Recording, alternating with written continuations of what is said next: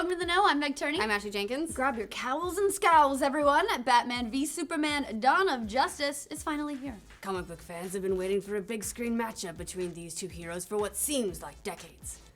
Yeah, I'm shooting Batman voice. And now it's time for Zack Snyder's grim, dark take on the battle. So does it deliver? Well, the reviews are pouring in, everyone, and not really. The movie is currently sitting at 41% on Rotten Tomatoes. Holy spoiled vegetables, Batman. In terms of where that places Batman vs. Superman's critical reception compared to other comic book movies, well, it's not Supergirl, Fantastic Four, Catwoman, or Elektra bad, but 41% is still well below the average. People often forget that the 1984 Supergirl movie even exists, but we don't. We'll never forget. That 41% places it somewhere near Fantastic Four Rise of the Silver Surfer and X-Men Origins Wolverine. But hey, it's certainly not the worst reviewed Superman or Batman movie out there. So it's really got something going for it. Yeah, those top honors, by the way, belong to Superman 4 and Batman and Robin, which come in at 12 and 11% respectively. If you're wondering how more recent outings of the Caped Crusader and Caped Kryptonian fared, Christopher Nolan's trilogy of Batman movies scored 85, 94, and 87, with Batman Begins, The Dark Knight, and The Dark Knight Rises. Before you allow yourself to be dismayed by all these numbers in our tool belts, the most recent Superman films were Superman Returns, which landed at a surprisingly high 76%, and Man of Steel, which came in at 56%. So see, critics don't always know what they're talking about. So really, it's just continuing the line. They just don't like shirtless hot men. But let's get on to those reviews of Batman vs. Superman. You've got to wonder just what kinds of sins the movie's committed to get a score that low. Did Ben Affleck kick a reviewer's dog, or worse, bring back the bad voice? Well, according to the critics, the movie just isn't that fun. It's like aggressively unfun, apparently. This is the part where we quote a few reviews, but don't worry guys, we're keeping it spoiler-free here, minus those rad spoilers in the Batmobile.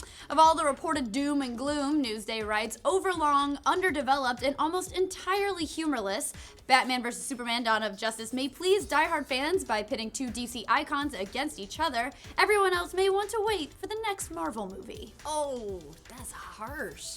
Similarly, the New York Post says the movie is constantly threatening to collapse from self-seriousness. This sentiment is shared from a number of other reviewers as well. But again, the film's tone certainly wasn't unexpected, given the dark and moody trailers we've been watching for the last year. They did tell us exactly what to expect. Exactly, and it's not like Batman and Superman's bouts in the past and the comic book pages have been full of joy and merriment either. Unicorns and sugar. As for the other critiques of Daredevil versus Zack Snyder's Passion of the Kryptonian, it's also being called a little bit crowded. Many of the film's reviewers all hit on this point, citing that the final act is simply trying to do way too much. Slash Film calls the movie's last hour and a half an outright mess, saying, quote, it's overstuffed, a mashup of comic book source material with Justice League setup crammed in, so much so that Batman's actual fight with Superman takes up very little of the story. The review goes on to talk about how many character decisions make absolutely no sense, but happen simply to force all of the movie's no doubt corporate-dictated plot points into the movie's running time. It's like the turducken of superhero movies. That sounds delicious, though. Yeah, which again, we kind of knew ahead of time according to all the casting news and the rumors just how many characters assemble on screen by film's end. So, eat it, reviewers. We already knew those parts of the movie would suck. What else you got? Well, the Wraps review says the movie also spends way too much time going out of its way to address the concerns of previous films.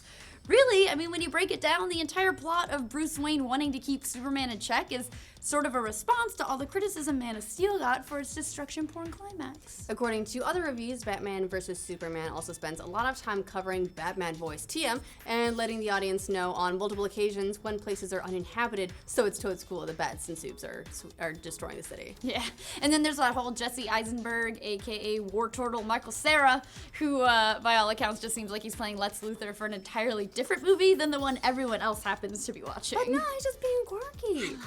According to The Hollywood Reporter, War Turtle's Lex Luthor is so intensely annoying that very early on, you wish Batman and Superman would just patch up their differences and join forces to put the squirrely rascal out of his and our misery. Ow! Jesus Christ. No one's pulling a punch here. No. Superman, Batman, reviewers, everyone's just going at it. Good lord, the movie isn't all gloom, doom, over defensive, and weird acting though. There is a lot of that, but it's not all of it. There's also a lot of punching, which, let's be honest, is what we're paying to see here. And from the reviews, the movie totally delivers on that front. The critics seem to universally agree that the action is tremendous and certainly provides the enormous spectacle we'd expect from Zack Snyder's testosterone-addled brain. Yes, you can watch Batman punch Superman, Superman punch Batman, Wonder Wonder Woman punch other shit and other characters punch shit too. And that's why everyone's still going to see this movie, regardless of what the critics say. We've got tickets for Thursday, I think. We're going to go to it. I don't care how bad it is. I love a terrible movie.